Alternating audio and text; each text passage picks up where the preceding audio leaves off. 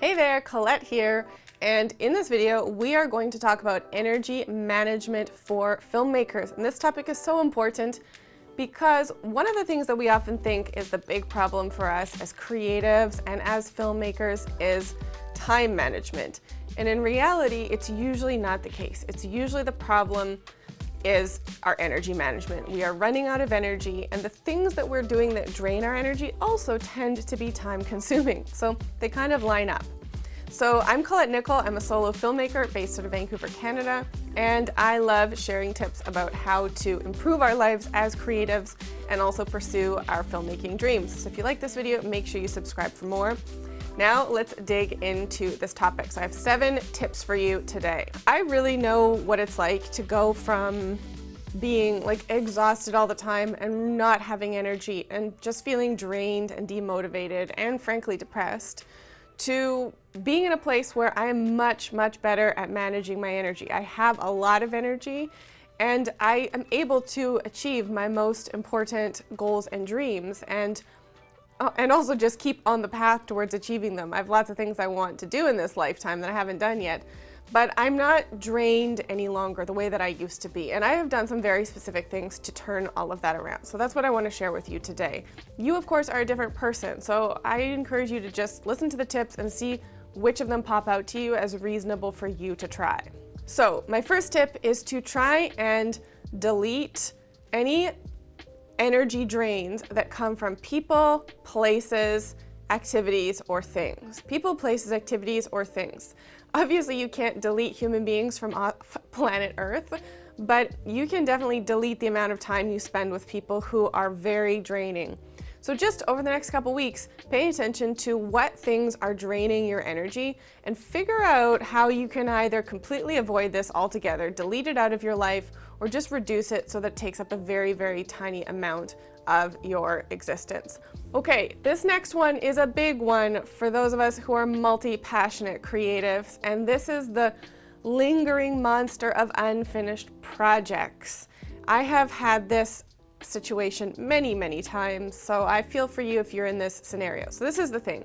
Things that are unfinished are energy drains because they keep kind of popping up into our head and saying to us, hey, you haven't finished me yet, why not? And it just drains the heck out of us. So take a look at all of the projects that you have that are incomplete.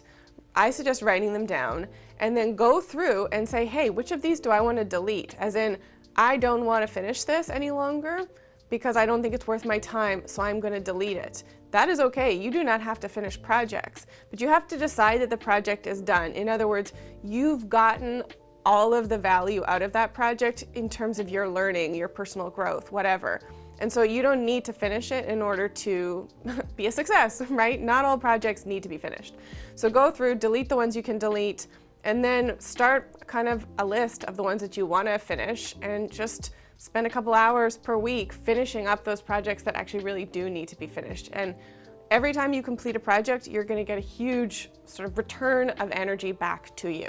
All right, this next tip is completely the opposite of what many people tell you to do, but I think it's really important for those of us who are creative people and who are inspired by creativity.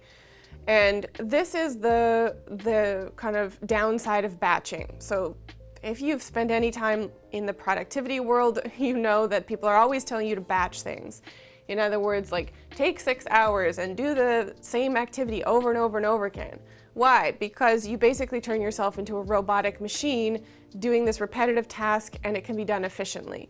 The problem with doing that as a filmmaker, especially if it's in the space of video editing, is it is so tedious that you can drain yourself for 3 days even though you only spend 1 day doing the project, or longer, because it just sucked the life out of you.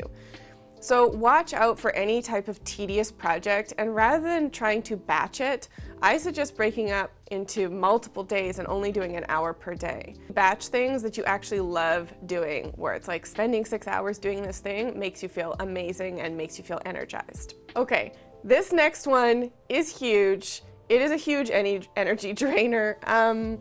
I'm laughing because I have been really guilty of this energy drainer recently. Like extremely guilty.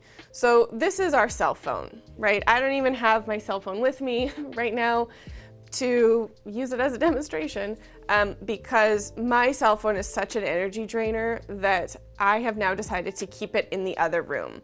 So this is a huge energy draining or huge energy boosting tip, is when you're working on your creative projects, your most important projects, even just trying to get work done for your job, keep that phone in another room, in another space, away from you. Studies have shown, or I think one study has shown, that having the cell phone in the same space as you, just its sheer existence in the same space, you're not even necessarily using it, it is such a distraction. And I have found that to be true, that if it's in the same space as me, my brain will automatically start thinking like, oh, I should look that up, or why don't I check this, or why don't I do this? The brain knows that it's in the space, that it's available, that you can check it, and so it sort of pokes you with the idea. When you've got it away, you can't even see it, it's in the other room, you're not being drained by it in the same way. So I highly recommend some kind of phone management system where either you keep it, usually I think the best thing is this, keep it in the other room, put it on airplane mode or silent when you're doing your most important projects.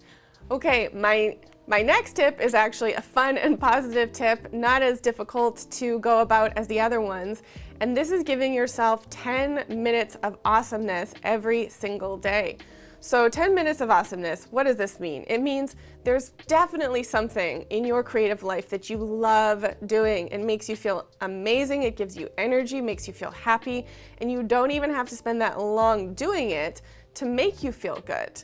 So for me, that is doing doodling. And it's not as, I don't know, childish as it sounds. I like to doodle about ideas and strategies and plans and things that I would like to do. And so I have all these colorful pens, and I spend at a minimum 10 minutes a day doodling about my ideas.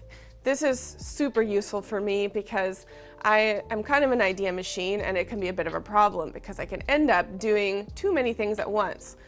But when I allow myself this daily doodling, I'm able to get it all out onto the page. Now, what is it for you? There's got to be something that you just love doing so much, and it gives you a ton of energy. If you can allow yourself to have 10 minutes per day of doing this thing, ideally in the morning before you start your day, it is going to give you so much energy. Okay, next tip, second to last tip, is critical for you creative people. And I think it's critical for us as filmmakers or photographers. And this is leaving out your tools, not putting the tools away every single day. For me, so I have my camera on my desk. I'm not one of those people who shoots every single day. That's a topic for another day, but there are creatives who are more like they need to create every single day, and then there are creatives who tend to need to learn every single day and then create part of the time. Anyway, the point is that I have to have my camera lying around, otherwise I will not use it, and I'll just go a long period of time without getting that inspiration and then just going and shooting something. Is like I am always having my batteries charged, I've always got the SD card in, I've always got the tools close to me. So think about what are the projects that you want to do, what are the things that you want to do. Try and leave that stuff lying around so that you can actually use it and not waste your energy with this whole keeping everything perfectly tidy all the time business. You can tell that I don't think it's that important to be super, super tidy. Now, this final tip is probably the most important one. I think I left the most important one till the very end. And this is that clarity gives you energy. When you know what is the most important thing or the most important things, maybe there's 2 or 3 things, in order to move the needle towards the goals and dreams that you have that are really, really important to you, when you get really clear on what those moving the needle actions are, then you're not in a state where kind of like every day or every week you're trying to figure out what is the best thing for you to be doing. And yeah, no matter what, we're gonna have to make difficult decisions about how to allocate our time. But if you always know what's most important to you, that's gonna help you have a lot more energy because you're not gonna be sifting through all these different priorities. So if you're not clear right now on what is your most important creative goal or creative dream, then the first thing that I would suggest doing is just brainstorming and letting it sit with you for a week or two to get clear about what is that most important next step, next project. Make sure that is your priority and always be focused on that. Think about it every single day and allow yourself to take action on that every single day. When we start moving towards what we want and we're really clear about what we want, we have way more energy, motivation, confidence, and we're just able to keep moving forward. So it's a virtuous cycle, essentially. I hope that these tips were useful. I would love to hear if there is one in particular that you're gonna plan on using. Write that in the comments below, let me know. I would love to hear from you. And of course, subscribe to the channel for more videos like this on filmmaking, video creation, creativity, and how to go towards your most important goals and dreams.